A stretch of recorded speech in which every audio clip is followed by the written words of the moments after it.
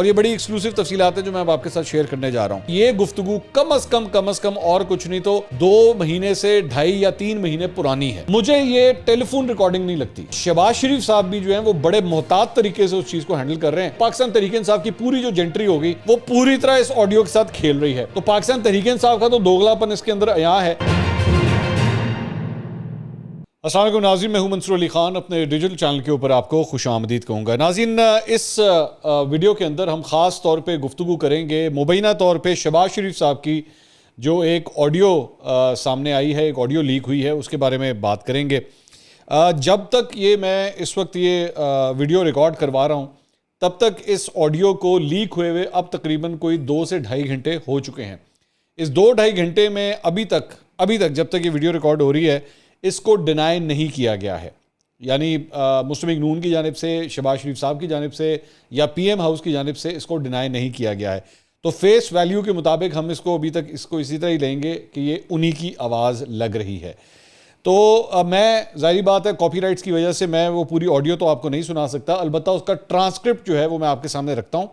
اور اس ٹرانسکرپٹ کو سنتے ہوئے ہم نے چند چیزیں جو ہے ہماری ٹیم نے ڈیکوڈ کی ہیں کہ اس سے کیا پتہ لگتا ہے یہ آڈیو کب ریکارڈ ہوئی ہے، یہ آڈیو کہاں ریکارڈ ہوئی ہے، یہ آڈیو کس کے ساتھ گفتگو کرتے ہوئے ریکارڈ ہوئی ہے، اور ظاہری بات ہے سب سے بڑا سوال کہ یہ آڈیو کس نے ریکارڈ کی ہے، اور اس آڈیو کو ریکارڈ کرنے کے پیچھے مقاصد کیا ہو سکتے ہیں. یہ ساری چیزیں ابھی تھوڑی دیر میں آپ کے سامنے رکھتے ہیں.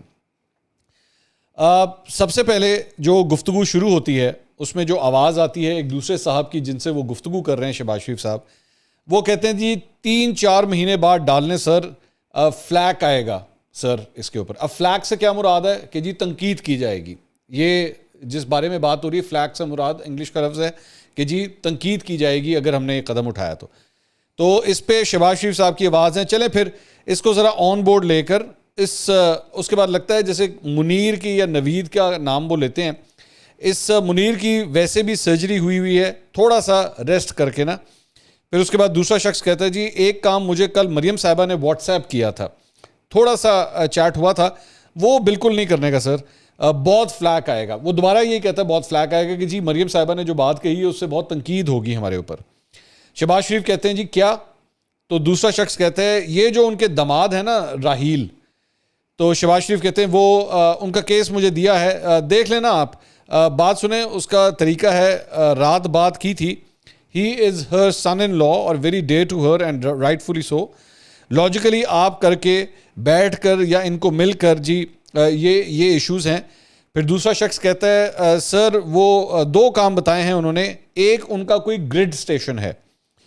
شہباز شریف کہتے ہیں آدھا آ گیا ہوا ہے انڈیا سے پلانٹ، یہ وہی ہے نا؟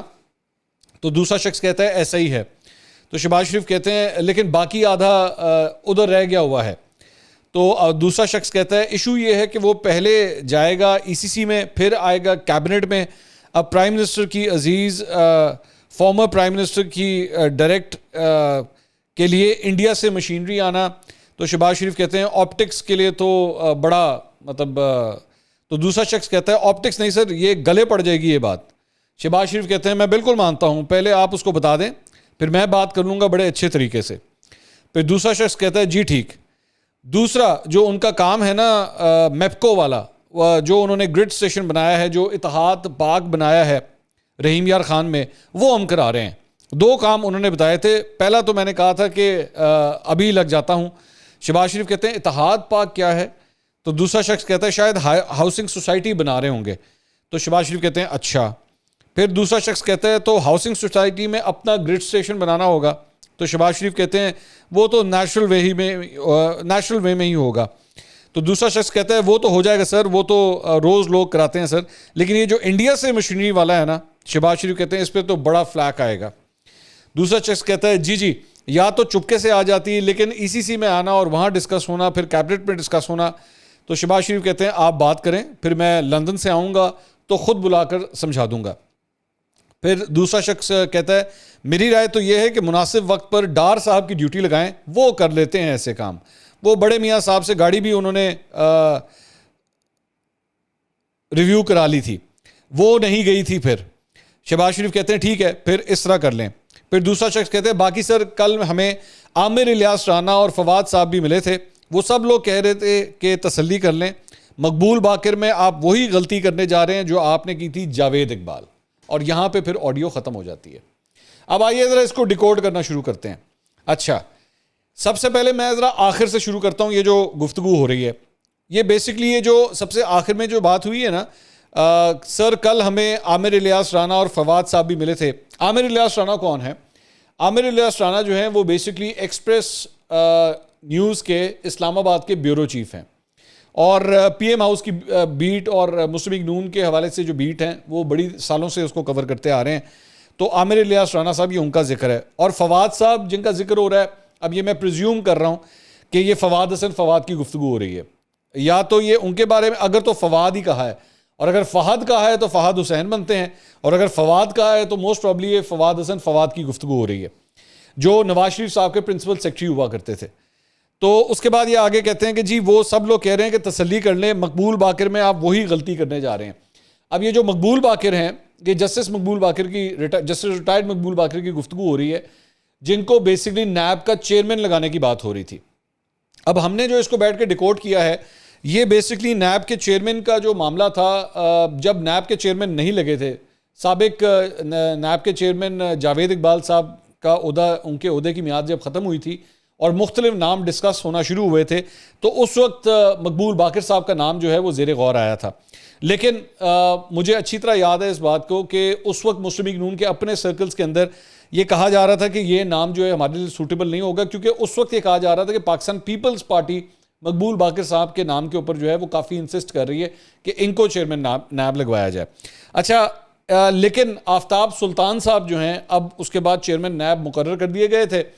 آفتاب سلطان صاحب جو ہیں وہ سابق ڈی جی آئی بی رہ چکے ہیں، آئی بی کے ساتھ ان کا تعلق رہا ہوا ہے، انٹیلیجنس بیورو کے ساتھ، وہ اس وقت موجودہ چیئرمین نیب ہیں۔ اب اگر موجودہ چیئرمین نیب کی تعیناتی کی بات کی جائے تو 21 جولائی کو چیئرمین نیب کی اناؤنسمنٹ ہو گئی تھی۔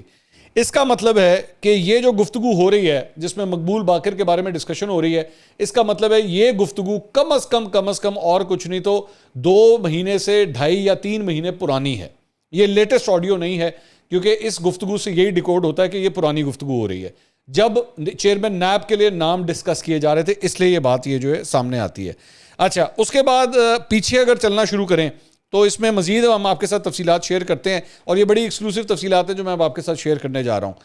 یہ جو اس کی بات ہو رہی ہے نا، اتحاد ٹاؤن کے لیے جی گرڈ سٹیشن بنانا ہے، تو یہ اطلاع بھی میں آپ کو دے دوں کہ یہ جو گرڈ سٹیشن کا معاملہ ہے یہ کورٹ کے اندر گیا تھا، اور اس سلسلے میں آج سے 1 سال پہلے جو ہے وہ کورٹ اپنا فیصلہ دے چکی ہے کہ یہ گرڈ سٹیشن جو ہے وہ بن سکتا ہے۔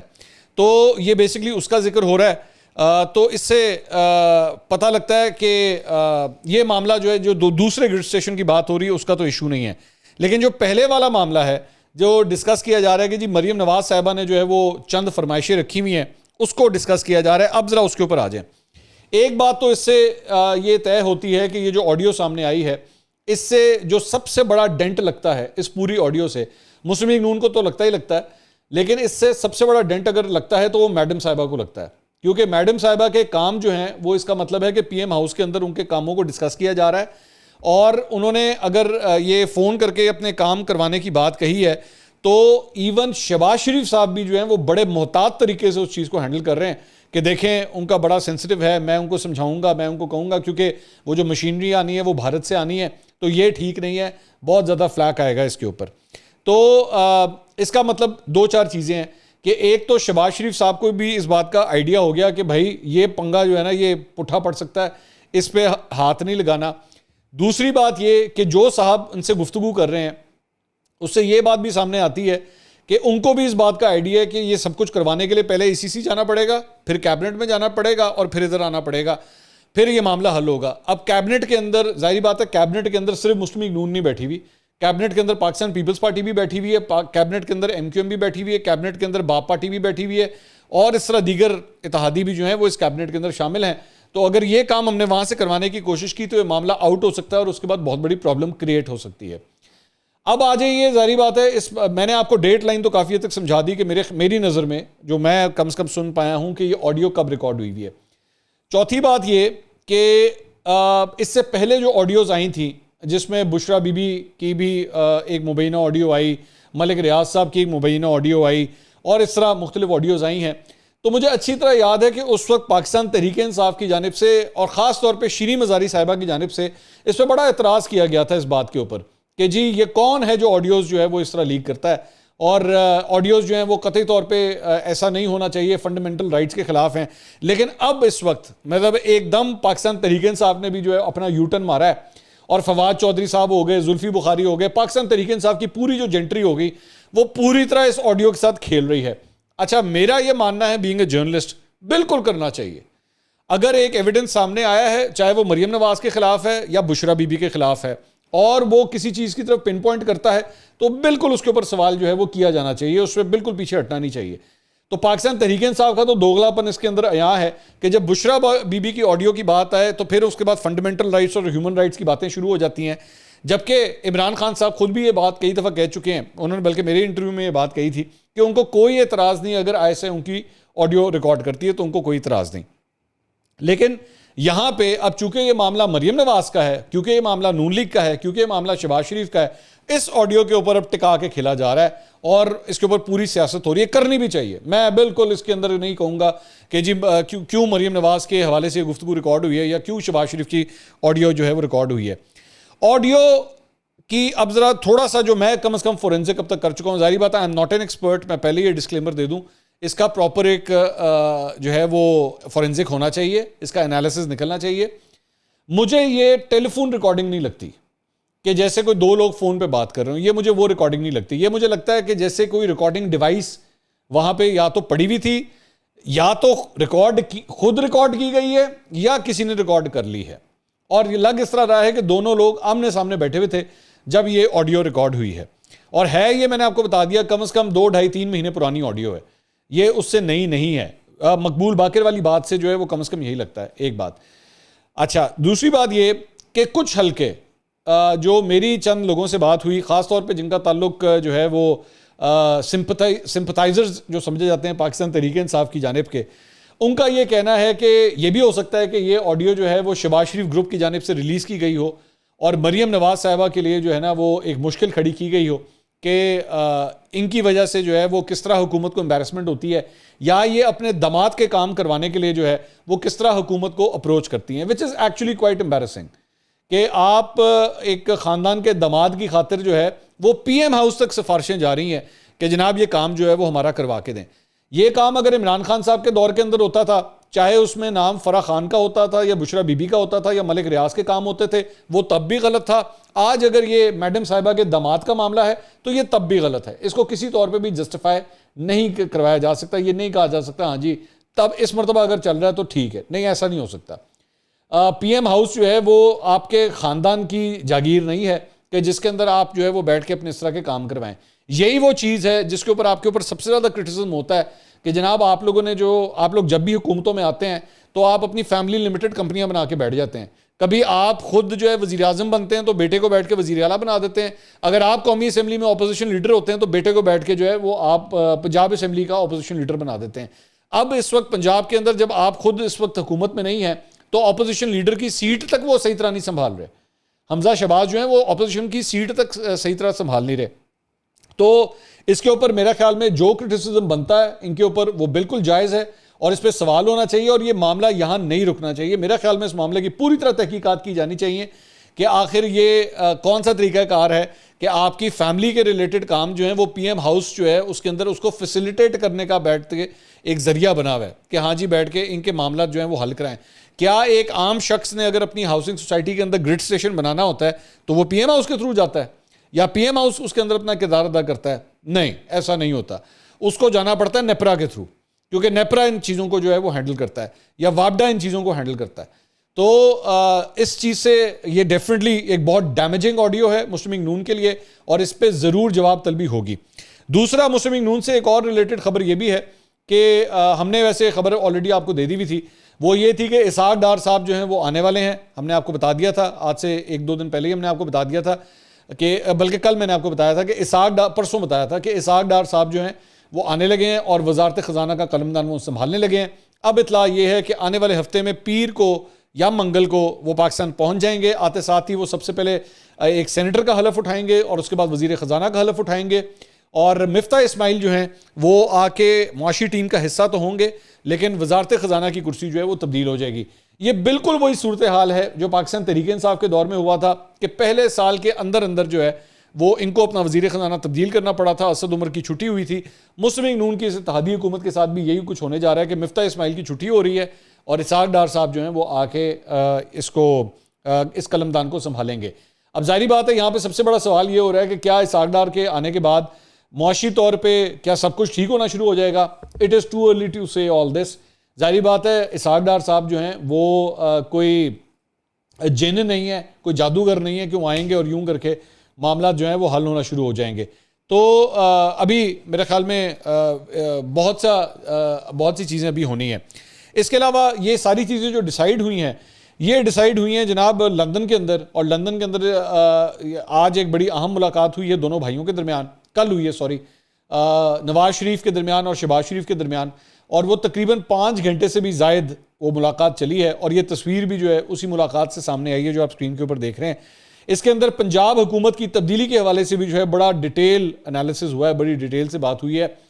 میں نے پہلے بھی یہ بات کہی تھی اور میں ابھی بھی یہ بات کہہ رہا ہوں, میری اطلاعات کے مطابق اگر پنجاب کے اندر کوئی تبدیلی ہوتی ہے, پہلے تو ہوگی کس طرح, اس پہ سب سے بڑا سوالیہ نشان ہے.